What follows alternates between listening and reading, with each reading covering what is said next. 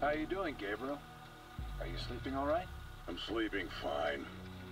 Honestly, Doc, you guys need to take a step back on this and let us do our jobs. Soldiers who've been through a traumatic experience tend to indulge in their work, almost to an excessive level. You ever seen combat, Doc? I've seen what it does to people. Well, that's the problem. You've never had the choice of life and death in your hands. A little squeeze of the trigger and you've taken a life from this earth. In an instant, a living, breathing person is nothing more than a grease spot. Now why don't you imagine that happen to a friend? A brother, a father. Someone who saved your life multiple times and a little piece of brass just takes them away. Forever. Lights out. So why don't you just write down whatever you think they should do with me, Doc? Tell them I have PTSD or whatever the hell you want. But when that happens to a man on my team, it doesn't make me reconsider why I do what I do. Fact is, it makes me want to find the bastard that did it and show him why he messed with the wrong men. We do bad things to bad people, Doc. The sooner you understand that, the sooner we can get back to work. We've been behind this wall for far too long. Now people have to decide on being locked in here or killed out there. We found another one of them today. The pits. The Federation fills them with civilians. They question them first, and whether they have answers or not, well, they all end up in the same place. Our commanding officer thinks the Federation is looking for other ways into the city. Dallas was taken in the same way. A little part of me can't help it. Think this is a message. So we're going back outside the wall. Someone who knows how we operate's targeting us. I want to know who. I just hope we're prepared for what's coming. I have been to no man's land more times than I can remember now, and it still gives me nightmares. I am convinced we will find what we need, though. The effort will not be in vain. However, the captain has been acting more aggressive lately. He nearly killed a young soldier for reporting in too late.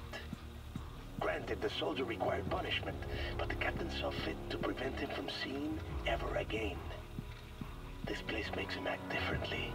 He gets paranoid. Like someone is watching him. Best to stay on his good side, then. I have been to no man. I want to know where it's at, Ajax.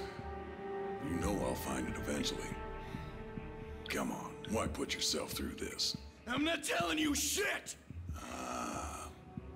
You want to see how tough you are. I get that. But you don't need to die here today. I want to save that for tomorrow. Besides, everyone breaks, Ajax. So you want to tell me where the safe house is? No? All right. Let's keep going. The wall will break today.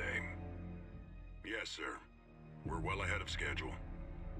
Our dig sites proved to be useful. That's what Victor tells me. He's got everything he needs now. Victor Ramos, yes, sir. I'm on my way to the shop to meet with him. He says full-scale production by the end of the month. Yes, sir. I understand. I'll take care of it.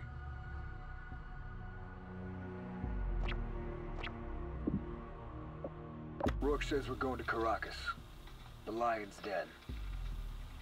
The Federation leader, Diego Almagro, ordered the execution of UN peacekeepers, 20 of them. After ripping them to pieces, he dumped their bodies in the ocean and sent them drifting back to us. We got the message. They called up the team. They want us to take care of the problem. Our way. Rorke's calling it Operation Return to Sender. I've never seen him so driven. He really wants this guy dead. I know they're out there. They're looking for me. Let's hope they do a better job this time. Victor is confident his prototype will work, and I agree. Things are moving fast now. It's odd when the moment finally arrives. I still get that queasy feeling in the pit of my stomach, even after all these years. They'll go after him first. They'll break him to get to me. But now that his work is complete, well, he's become expendable. So let them come. Let them find him. And find me waiting to bury them in the same grave they dug for their leader.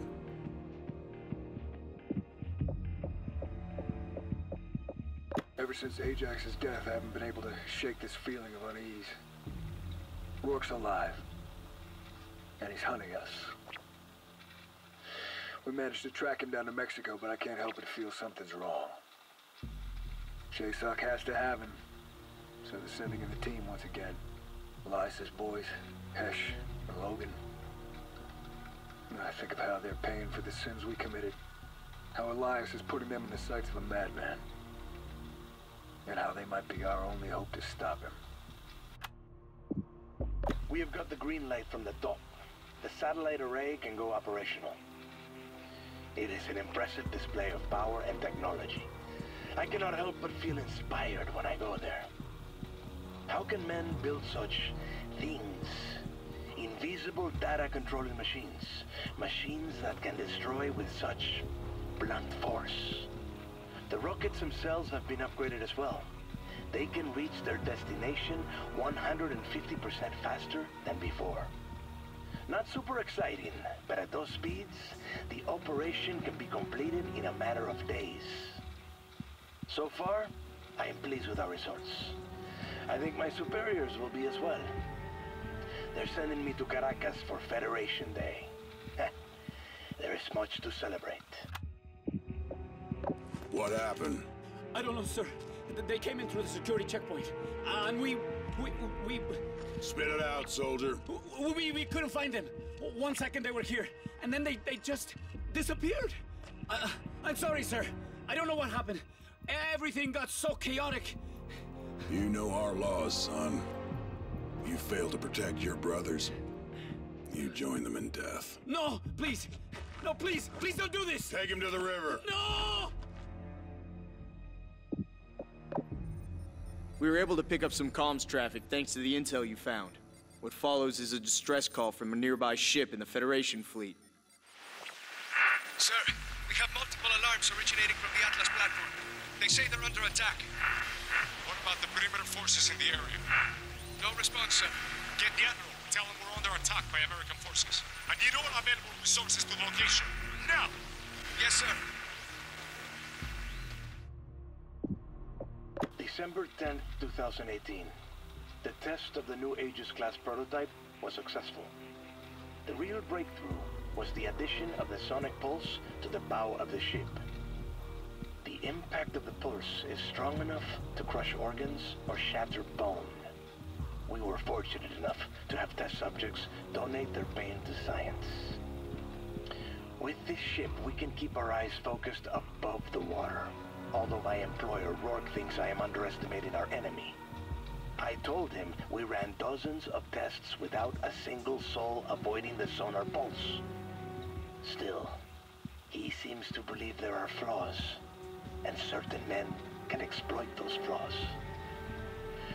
Well, back to the drawing board. Improvements to the Odin system far exceed what I originally expected. With the help of our quantum computers, Victor managed to shrink everything down, make it smaller, more efficient. Multiple firing platforms, all connected through the central hub, low-key. This war's coming to an end, albeit a catastrophic one. Much in the same way it started. The worst thing a man can have is hope. It's a vicious little devil. You can be alone, broken, beaten, dying. But it forces its way into your brain. Keeps you hanging on. Eventually, reality sets in. Overpowers it. Shows you it's not necessary, or wasn't even there to begin with.